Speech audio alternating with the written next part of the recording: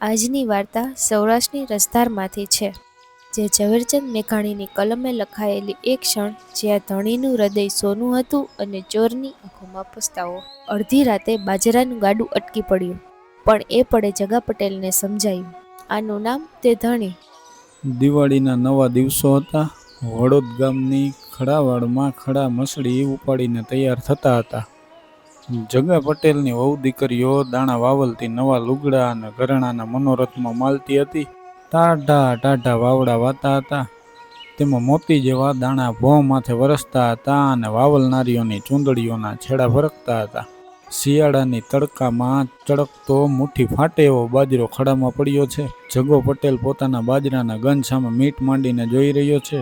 લીલવણી બાજરો એની નજરમાં હમાતો નથી. પ્રભાતને પહોરે એને પાપનો મનસૂબો ઉપડ્યો છે. એ વિચાર કરે છે, ઓહો હો હો હો હો હો હો હો, મહેનત કરી કરીને તૂટી ગયા મારા ભાઈઓ. આ બાજરો પાયકો અમારે પરસેવે, અને હવે ઠાલા મફતના દરબાર પોતાનો રાજભાગ લઈ જશે.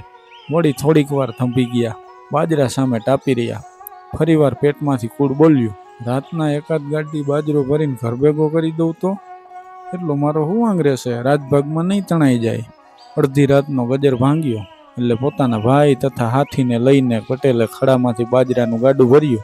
ભૂદેવો જેમ તરપિંડી જમતી વખતે પોતાની હોજરીનું ભાન નથી રાખતા, એમ જગા પટેલે પણ લોભે જઈ અને ગાડામાં હદ ઉપરાંત બાજરો ભર્યો અને પાછલી રાતના ગાડું જોડી ઘર ભણી ચાલ્યા. હાથી ગાડું હાંકતો હતો, પોતે ગાડાની આગળ ચાલતા હતા અને તેમના ભાઈ ગાડાની પાછળ ચાલતા હતા. ગામના પાદર ઢુકડા આવતા હદ ઉપરાંત ભારને લીધે ગાડાની ધરી ગુડિયામાંથી નીકળી ગઈ અને ગાડાનું પૈડું ચાલતું અટકી ગયું. જગો પટેલ મૂંઝાણા. ત્રણેય જણાએ મળી મહેનત તો કરી, પણ ગાડું ઊંચું થાય નહીં. હવે ધણીની ચોરી એટલે કોઈને મદદે બોલાવવા જાય તો છતરાયું થઈ જાય, તેમ પાછળ ખડું પણ છેટું ગયું હતું, એટલે ગાડું પાછું ખાલી કરી શકાય નહીં. આમ જગા પટેલને હાપે છસુંદર ગયડા જેવું થયું.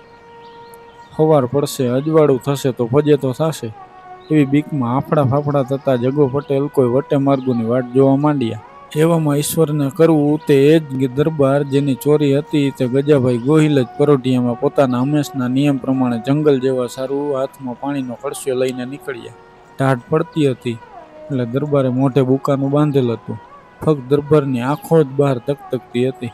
જેવા દરબાર જગા પટેલના ગાડા પાસેથી નીકળ્યા તેવા જ જગા પટેલે ગરજવાને અક્કલ ન હોય એ હિસાબે દરબારને કોઈ વટે માર્ગું ધાર્યા અને મનમાં વિચાર્યું, આ આદમી અજાણ્યો હોવાથી ગામનાને ખબર નહીં પડે કે હું બાજરો છાનો માનો લઈ જાઉં છું.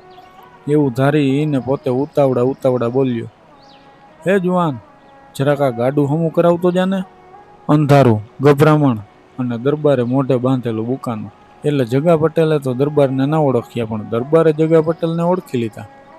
દરબાર સમજી ગયા કે મારા રાજભાગનો બાજરો આપવો પડે, એ ચોરીએ પટેલ છાનુમાનું ગાડું ફરીને લઈ જાય છે.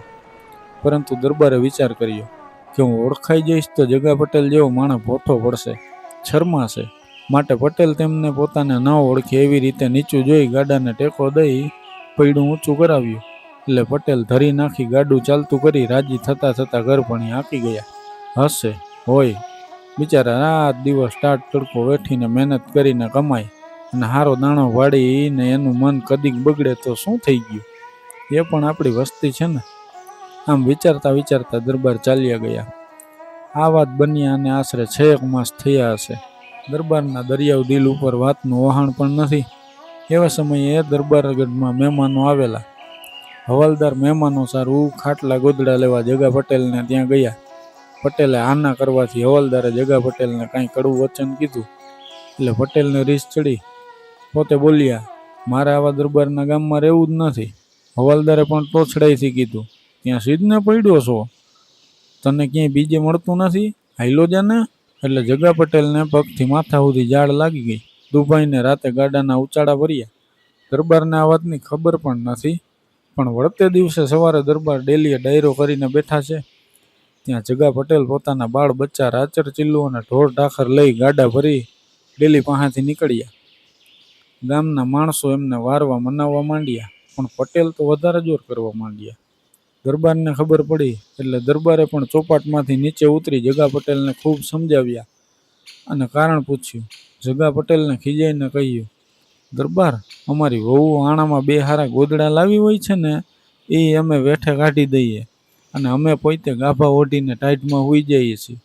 તોય તમારો 3 ડોકડાનો અમને અબડાવે ફફડાવે એ અમને નથી પરવડતું.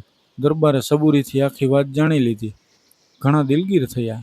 હવાલદારને સજા કરી અને પટેલને કહ્યું કે બાપ, તમે તો અમારા હોનાના જાળવા છો, માફ કરો અને પાછા વળો.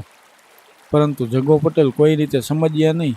એટલે દરબારે જગા પટેલના પડખે ચડી કાનમાં કીધું કે પટેલ, જાવ તો ભલે જાવ, પણ જે ધણી કેળનો ટેકો દઈને બાજરાનું ભળતિયું બળાવે ને તેવો ધણી ગોતજો.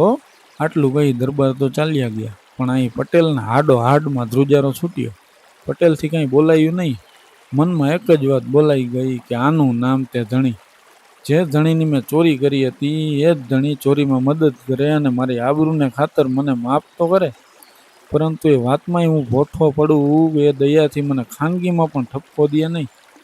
અરે આવો ધણી મને બીજે ક્યાં મળે? તેમ વિચારી પટેલે ગાડા ફેરવ્યા. તેમના વંશજો હાલપણા ગામમાં રહે છે. આ વાત ઈસવીસન 1923ની સાલ